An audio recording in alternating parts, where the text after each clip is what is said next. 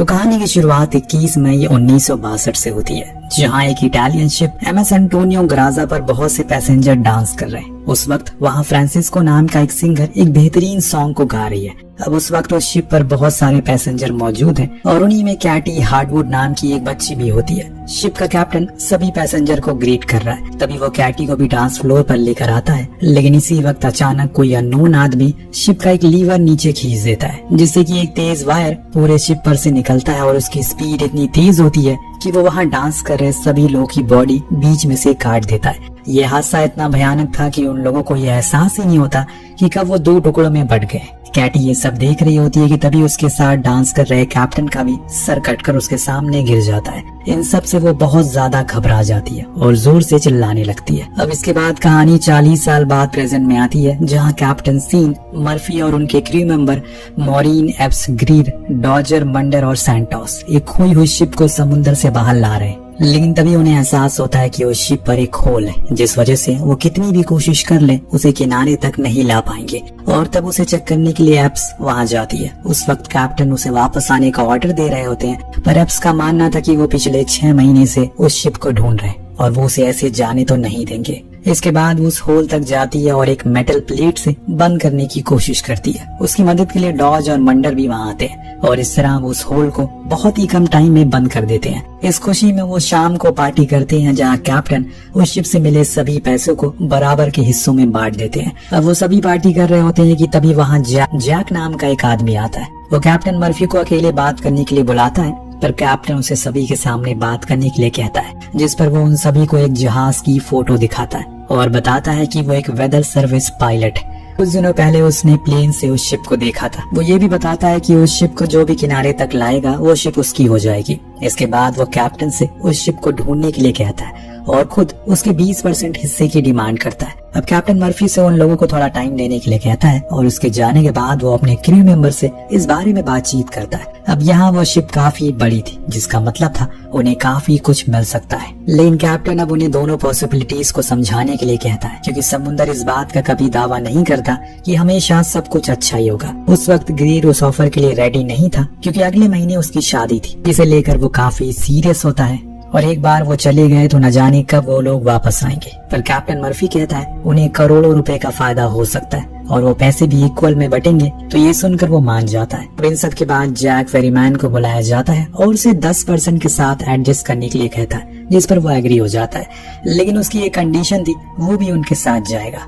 ये बात कैप्टन को सही नहीं लगती, पर उनके पास इसके अलावा कोई ऑप्शन नहीं है। इस मीटिंग के बाद वो लोग निकल जाते हैं समुद्र में उस शिप को ढूंढने के लिए। जैक भी उस वक्त उनके साथ ही होता है, पर उसे अजीब सा लग रहा था, क्योंकि वो इसके पहले कभी किसी जहाज पर नहीं गया। उस वक्त सैंटोस शिप चला रहा होता है और बाकी के लोग मजे कर रहे होते हैं। एप्स ग्रीर के बाल काट रही थी और तभी जैक उससे पूछता है कि आखिर वो यहाँ क्या कर रही है, जिस पर वो कहती है कि समुद्र ही उसकी जिंदगी है और वो लोग उसका परिवार है। तभी अचानक सैंटोस को कुछ गड़बड़ लगती है, इस वजह से वो कैप्टन को केबिन में बुलाता है और वो उसके सामने खड़ी शिप देखने के लिए कहता है। हालांकि कैप्टन को कुछ भी दिखाई नहीं देता, पर फिर भी वो अपने शिप आर्कटिक वॉरियर से एक रेडियो सिग्नल भेजने की कोशिश करता है, ताकि अगर कोई शिप आसपास हो तो उससे रिस्पॉन्ड करे।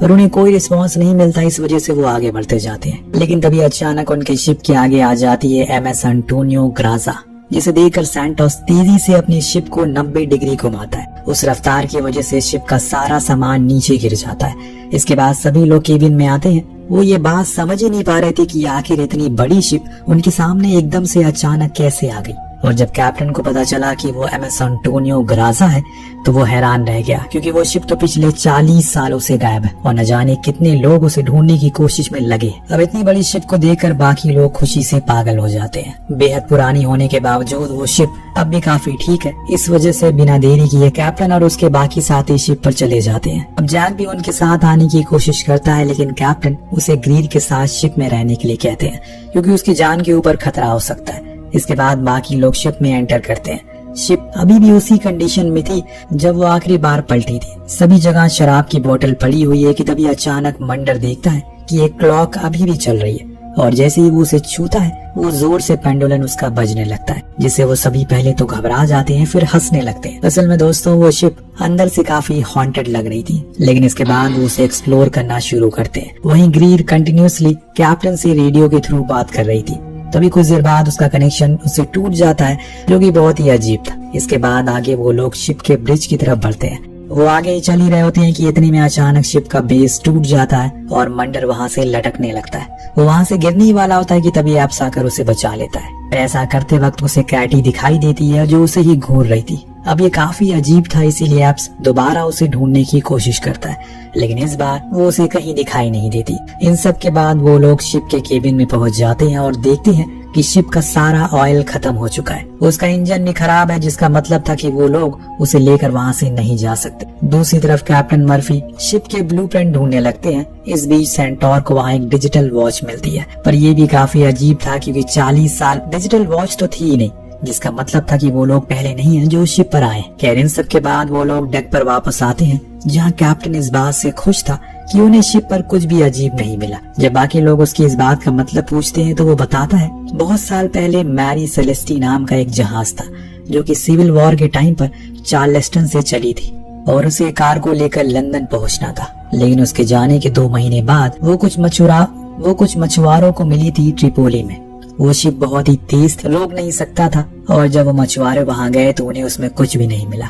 उसमें ना कोई कैप्टन था ना कोई क्रू। असल में वो शिप चलने के 60 दिनों बाद ही जल गई थी। इसके बाद भी उसने पूरे समुद्र में 4700 किलोमीटर ट्रैवल किया। और सोचने वाली बात ये थी कि जब जहाज को कोई चला नहीं रहा था तो आखिर वो शिप चल कैसे रही थी। अब कैप्टन की ये कहानी बाकी के क्रू मेंबर को बहुत ही बकवास लगती है, लेकिन कैप्टन उन्हें याद दिलाते हैं कि वो उनसे कई सालों पहले से समुद्र में है, उनसे बहुत ही अजीब चीज देखी है वहाँ पर, इसीलिए उन्हें किसी भी चीज को हल्के में नहीं लेना चाहिए। इन सब के बाद रात में एप्स अकेले खड़ी होती है और तभी वहाँ जैक आता है। वो उससे पूछता है कि उसे क्या हुआ, जिस पर वो उसे कैटी के बारे में बताता, थोड़ा सा सहारा देता है और उसके बाद वो सोने चला जाता है। अगली सुबह एप्स और कुछ लोग उस शिप को चेक करते हैं और उन्हें पता चलता है कि एंटोनियो में नीचे एक बहुत ही बड़ा होल है, वो डूब रही है, जिसका मतलब था उनके पास बस 3 दिन है उसे किनारे तक ले जाने के लिए। इस वजह से सभी सोचने लगते हैं कि अब उन्हें क्या करना चाहिए। पहला प्लान था वो उसे एंकर की मदद से खींच लेंगे, पर उस शिप में एंकर तो है ही नहीं, इस वजह से उन्हें उसे चला कर ही ले जाना होगा। इसके बाद मंडर उस शिप ब्लूप्रिंट निकालता है और सभी लोग अपने अपने काम बांट लेते हैं। उन्हें 3 दिन में बहुत कुछ करना था, जिसे देखकर ग्रीर उस प्लान को ड्रॉप करने के लिए कहता है। लेकिन जब कैप्टन कहता है कि उन्हें उस शिप के 7 करोड़ मिल सकते हैं तो वो बहुत ही तेजी से काम करने के लिए तैयार हो जाते हैं। इसके बाद एप्स सभी को काम बांट देती है और इस तरह से 3 टीम बन जाती है। पर सैंटोस को अकेले इंजन को ठीक करने के लिए भेज दिया जाता है, जिससे उसे थोड़ा गुस्सा आता है, पर वो अपना काम करता रहता है। वही मंडर और डॉज शिप के आगे की तरफ काम के लिए जाते हैं। कैप्टन मर्फी और ग्रीर एक साथ शिप को एक्सप्लोर करने में लग जाते हैं, जिसे लास्ट में बचते हैं एप्स और जैक। सभी लोगों के पास एक दूसरे से कम्युनिकेट करने के लिए रेडियो होता है। इसके बाद सभी काम करना शुरू कर देते हैं। जब मंडर और डॉज आगे जा रहे होते हैं तो वो ऐप से कनेक्ट नहीं हो पा रहे थे, जिसे उन्हें लगता है कि शायद ये उसका कोई मजाक। इस वजह से वो आगे बढ़ते रहते हैं। वहीं कैप्टन और ग्रीर भी शिप को एक्सप्लोर कर रहे थे। तभी उन्हें शिप के कैप्टन का केबिन दिखता है, जिसमें कैप्टन मर्फी अकेले जाता है, जिससे कि वो और ग्रीर दोनों अलग हो जाते हैं। अब जब कैप्टन उस कमरे में देख रहा होता है तभी उसे वहाँ एक वाइन का ग्लास दिखाई देता है, जिसे देखकर वो उसे पीने की कोशिश करता है। लेकिन तभी वहाँ उसे लगे मिरर में शिप के कैप्टन की शक्ल दिखने लगती है, जिससे वो घबरा जाता है और उसके हाथ से वो वाइन का ग्लास गिरकर टूट जाता है। वहीं दूसरी तरफ ग्रीर अंधेरे में डरते हुए आगे बढ़ रहा था।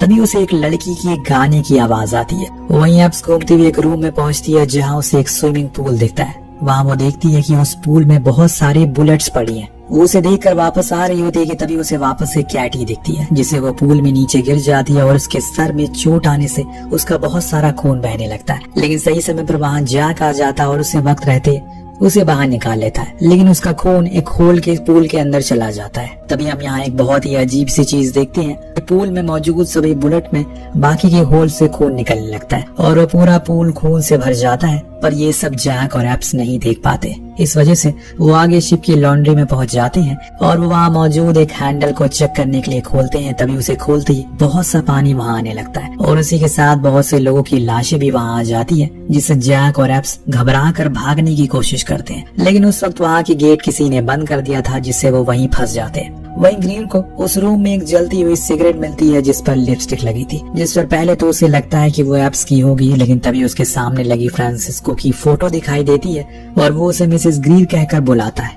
वहीं जैक और एप्स बड़ी मुश्किल से उस रूम से बाहर निकल कर भागते हैं। वो लोग बाकी लोगों को ढूंढ रहे होते हैं कि तभी एप्स को रेडियो से कोई आवाज बुलाती है। वहीं दूसरी तरफ जैक को एक रूम में एक बहुत ही पुरानी पर बहुत ही महंगी कार दिखती है। इसे देखकर वो बहुत खुश हो जाता है, लेकिन तभी एप्स को वहाँ कुछ हिलता हुआ दिखाई देता है। पास जाने पर वो कुछ और नहीं बल्कि एक चूहा होता है, और असल में वहाँ सिर्फ चूहा ही नहीं था बल्कि वहाँ था सोना यानी कि गोल्ड, जो देखकर वो दोनों कैप्टन को बुलाने के लिए जाते हैं। अभी वो सभी लोग उस रूम में इकट्ठा हो जाते हैं और वहाँ उन्हें मिलता है 9 सोने के बॉक्सेस, जिससे वो सभी खुशी से पागल हो जाते हैं क्योंकि अब वो बहुत ही ज्यादा अमीर हो चुके हैं। लेकिन तभी ग्रीर अपने साथ हुआ इंसिडेंट शेयर करता है, उन्हें उस आवाजों के बारे में बताता है, लेकिन कोई उसकी बात सीरियसली नहीं लेता। इसके बाद वो सोचते हैं कि आखिर उन्हें अब क्या करना चाहिए, जिस पर पहले सब सोचते हैं शायद उन्हें बॉर्डर पेट्रोल को वहाँ पर बुलाना चाहिए, पर उन्हें इस बात का डर था कहीं पेट्रोल वाले आकर उनका सारा सोना न ले ले। इसी वजह से वो सोना लेकर वहाँ से जाने का फैसला करते हैं। वो सभी मिलकर सोने को बोट में लोड करने के लिए लेकर आते हैं, और उस वक्त सैंटोस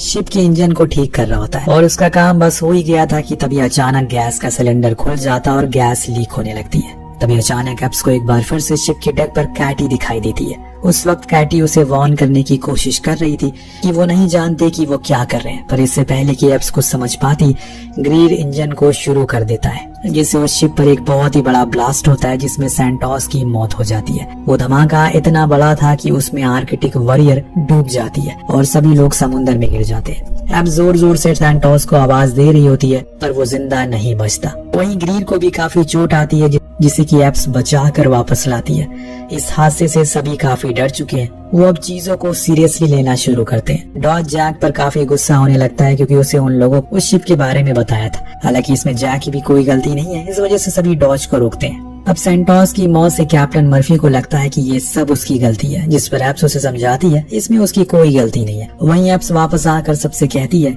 कि अब उनके पास एक ही रास्ता है, वो शिप को ठीक करे और वापस लैंड पर लेकर जाए। पर ये सुनकर ग्रीर थोड़ा गुस्सा हो जाता है क्योंकि उसका कहना था वो शिप खतरे से खाली नहीं है और उसने पहले भी ये बात सभी से कही थी, इसीलिए उन्हें अब राफ्ट बनाकर वहाँ से निकल जाना चाहिए। वो गुस्से में एप्स को बुरा भला भी कहता है। इस वजह से ग्रीर और मंडर की आपस में लड़ाई हो जाती है, जिसके बाद एप्स सभी को सुबह तक शांत रहने के लिए कहती है। वो डॉक्यूमेंटेशन में कैटी हार्डवुड के बारे में चेक करती है, जहाँ उसे पता चलता है कैटी अकेली नहीं उस शिप में ट्रैवल कर रही थी। जिसके बाद वो उसे ढूंढते हुए शिप में जाती है। जब उसे बुलाती है तो सभी दरवाजे खुल जाते हैं और एक रूम उसे बुलाता है। अब क्योंकि उसे सच जानना था, इसी वजह से वो उसके अंदर जाती है। वहाँ उसे कैटी की लाश मिलती है जो सीलिंग से टंगी हुई थी। वहीं डॉजर और मंडर आपस में कुछ पुराने खाने की कैन लेकर बैठे थे और उसे खाना शुरू करते हैं।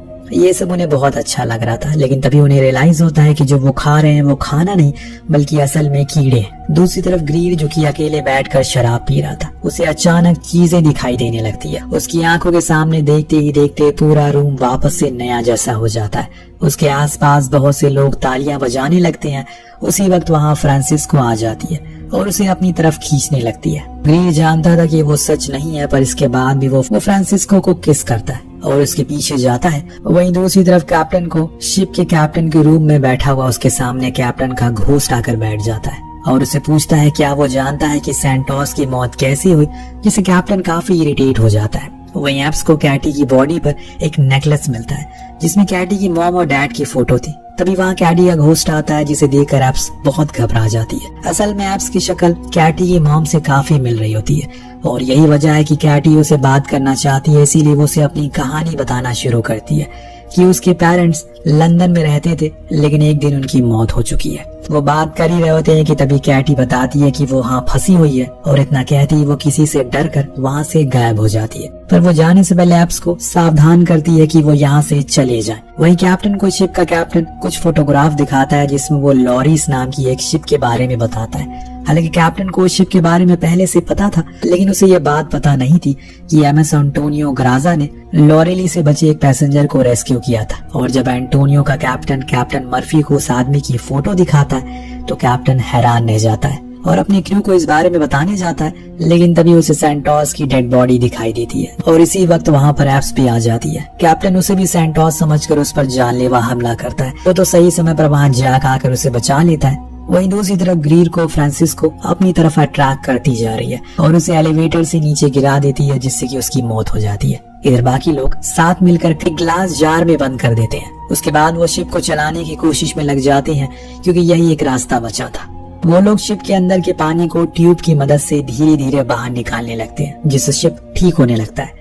इस बीच एप्स ग्रीर को ढूंढने के लिए जाता है और इसमें कैटी उसकी मदद करती है। वो उसे उस जगह पहुंचा देती है जहां ग्रीर की लाश होती है और उसे देखकर एप्स को काफी अफसोस होता है, लेकिन अब वो कुछ कर भी नहीं सकता। तभी कैटी उसे टच करती है और वो उसकी सोल को 1962 के उस वक्त में लेकर जाती है जब कैटी खुद जिंदा थी। ये एप्स देखती है सब कुछ अच्छा चल रहा है, पर तभी शिप में रखे सोने की वजह से कुछ लोग एक दूसरे को मारने लगते हैं। कोई किसी के खाने में जहर मिला देता है और कोई उन्हें गोलियों से मारने लगता है। इस तरह कुछ लोग शिप को लूटने के इरादे से सभी पैसेंजर को मार डालते हैं और आखिर में फ्रांसिस्को ही बचती है। वो उन लुटेरों को किसी आदमी के कहने पर मार देती है और जैसे ही सब मरते हैं वो आदमी फ्रांसिस्को को किस करके उसे भी मारकर उसके साथ में एक साइन बना देता है। और ये आदमी कोई और नहीं बल्कि जैक ही होता है, जिसका मतलब था एप्स और उसके क्रू उसी हालत का जिम्मेदार वही था। जिसका मतलब था कि एप्स और उसके क्रू की इस हालत का जिम्मेदार कोई और नहीं बल्कि जैक ही है। इन सब के बाद वो तुरंत मॉर्फी को चेक करने के लिए जाती है, लेकिन तब तक वो मर चुका था। वहीं दूसरी तरफ